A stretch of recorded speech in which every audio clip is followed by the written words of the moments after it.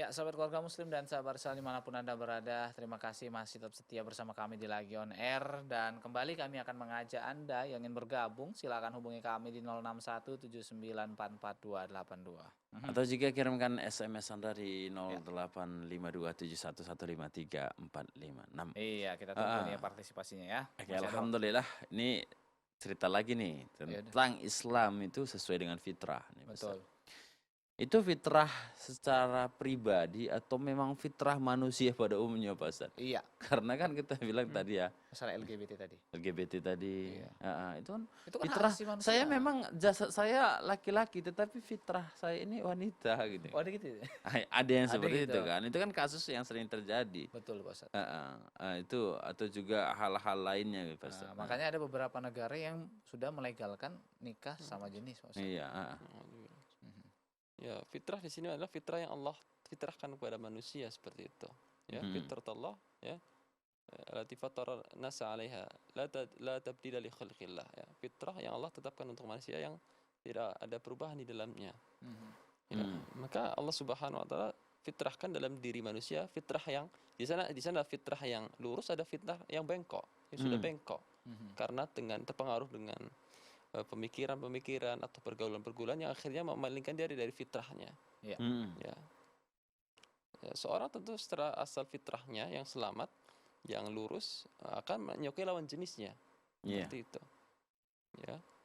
Adapun kalau dia sudah melenceng dari fitrah yang sehat, ya, dia akan menyukai bahkan lawan sesama jenis, bahkan kepada makhluk ini hewan mungkin seperti itu dia akan menyukainya. Tentu ini fitrah yang melenceng seperti itu, yang tidak bisa dibenarkan perbuatan mereka seperti itu.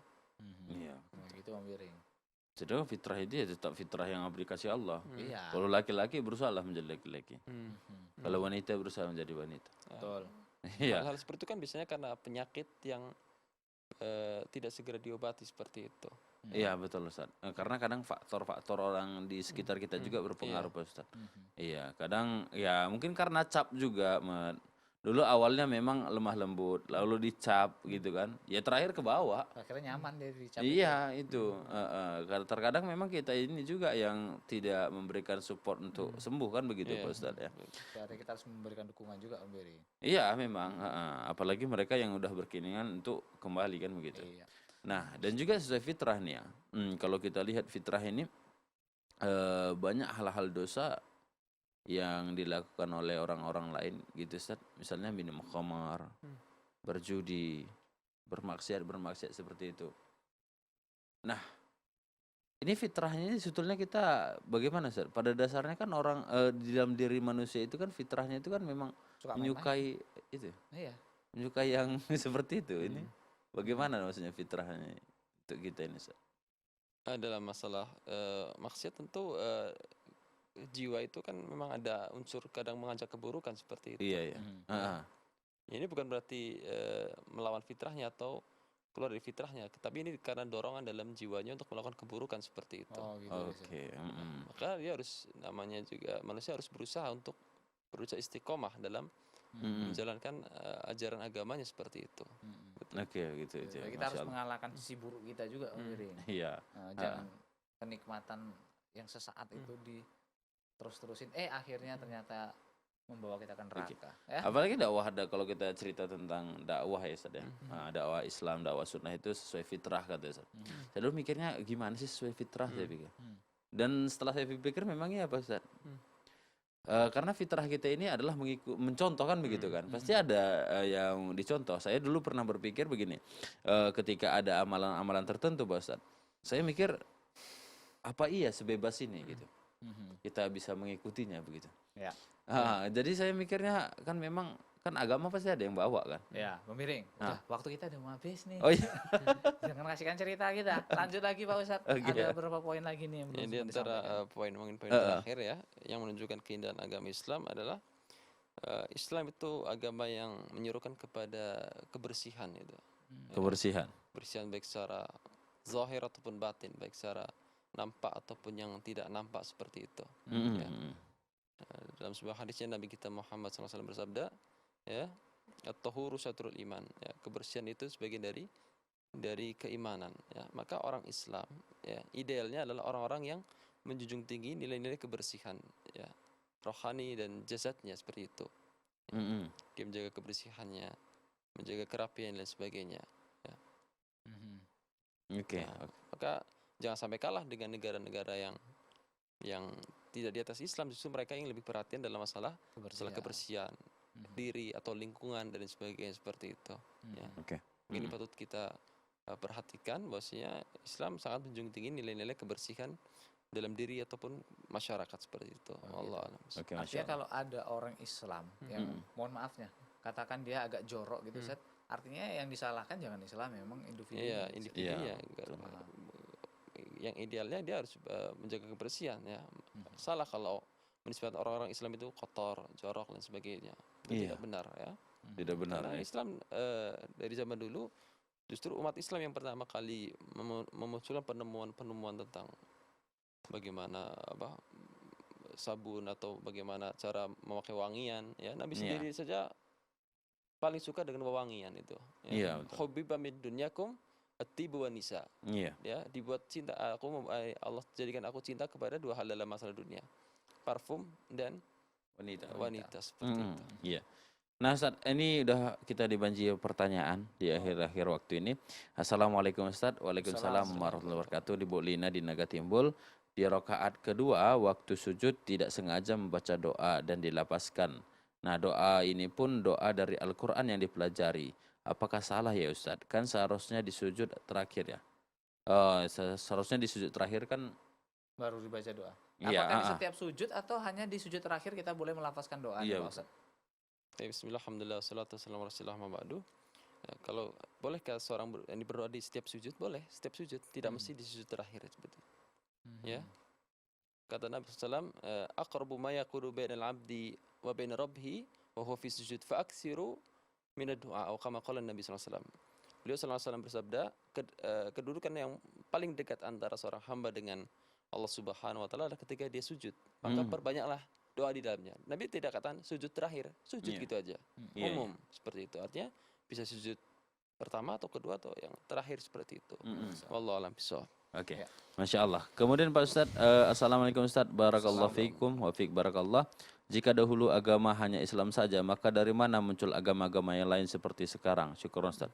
Bisa ditanyakan kepada mereka. Nggak tahu kan orang tuh ngikutin nenek moyang. Oke. Ya mungkin bisa sedikit berikan Dari gambaran, mana Pak Ustaz. agama? Mungkin bisa dijelaskan Ustadz, antara agama Samawi dan agama non Samawi gitu. Ya, agama secara umum, ya, para nabi ajakannya kepada Tauhid. agama Islam, ya. Tauhid. Adapun agama yang lainnya, ya, misal agama yang asalnya bukan ajaran para nabi, itu mereka hasil dari akal pikiran mereka, dari hasil renungan, hasil mereka olahraga rohani seperti itu. Akhirnya mereka memunculkan suatu aturan-aturan dalam diri mereka menjadi sebuah agama seperti itu, ya. Atau agama yang awalnya adalah agama para nabi yang diajarkan para nabi, tapi akhirnya ketika berlalu masa mereka menyimpang, menyeleweng dari ajaran tersebut sampai mengeluarkan mereka dari prinsip agama tersebut. Ya. Akhirnya mereka membuat agama-agama yang jauh dari ajaran para nabi. Ya. Seperti dulu orang-orang Makkah yang menyembah patung-patung, berhala-berhala, mereka beranggapan ini ajaran Nabi Ibrahim alaihissalam. Padahal sudah sangat jauh menyimpang dari ajaran Nabi Ibrahim alaihissalam, sehingga Nabi datang diutus untuk, ya, meluruskan atau mengembalikan manusia kepada ajaran Nabi Ibrahim alaihissalam yang prinsipnya adalah mentauhidkan Allah Subhanahu wa taala. Iya. Oke. Nah, seperti itu. Artinya ada sebagian agama yang awalnya ajaran para nabi akhirnya melenceng. Setelah beberapa masa setelah wafatnya para nabi, agama tersebut melenceng, ya, sehingga mengeluarkan mereka dari hakikat dari agama tersebut, agama nabi tersebut seperti itu. Sehingga tidak bisa disebut lagi sebagai agama para nabi seperti itu. Ya. Atau agama yang hasil muncul dari pikiran, ya, dari kaidah-kaidah yang mereka munculkan sendiri dari hasil renungan, pertapaan dan sebagainya seperti itu. Oke. Ya, wallahu a'lam bishawab. Syukran Pak Ustadz. Masih ada lagi pemiring pertanyaan? Masih ada lagi. Ya, mungkin Ustadz, jawab singkat Pak Ustadz. Oke. Kita sudah mau habis. di kampung kami pernah kejadian ada mu'alaf meninggal, lalu keluarga yang Kristen meminta diadakan acara mereka sesuai dengan pengurusan mereka Pak Ustadz. Namun umat muslim tersebut tidak mau ya, tetap dijalankan sesuai dengan Islam. Lalu keluarga mengatakan bahwa Islam kejam. Wah. Menurut Ustadz bagaimana harus sikap kaum muslimin tersebut? Nah, karena mereka emosi dan palak dengan pernyataan seperti itu Pak Ustadz. Bismillah, alhamdulillah, salatu wassalamu ala rasulillah, amma ba'du. Artinya ketika seorang sudah berbeda agama, maka tidak ada hak lagi saling mewarisi. Ya. Ya, artinya sudah tidak ada hak lagi bagi mereka untuk mengatur sang mu'alaf tersebut ini. Wallahu a'lam bishawab. Keluarganya tidak boleh lagi campur tangan dalam masalah yang berkaitan dengan agamanya. Ya. Yang menjadi lebih hak bagi mereka baginya adalah para kaum muslimin. Ya. Karena dalam hal ini tentu dia sudah Islam, maka yang berhak untuk dirinya dalam kaitan agama adalah orang-orang yang ini kaum muslimin seperti itu. Yeah. Ya, maka tidak bisa dikatakan kaum muslimin kejam ya. Karena mereka adalah orang yang berhak seperti itu. Yeah. Ya, karena sudah tidak ada saling mewarisi di antara mereka, orang yang sebelumnya berkeluarga tapi berbeda agama seperti itu.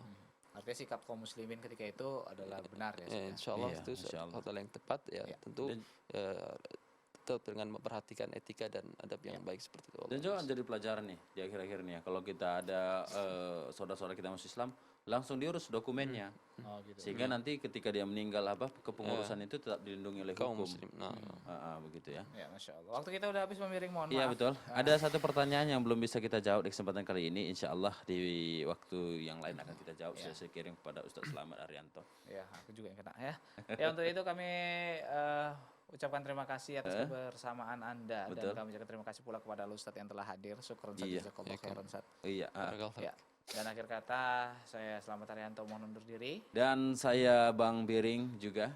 Ya, mau pulang juga yang Iya, insya Allah. Ya, kami tutup perjumpaan kita dengan doa kafaratul majelis. Subhanaka Allahumma wa bihamdika asyhadu an la ilaha illa anta astaghfiruka wa atubu ilaika. Wassalamualaikum warahmatullahi wabarakatuh.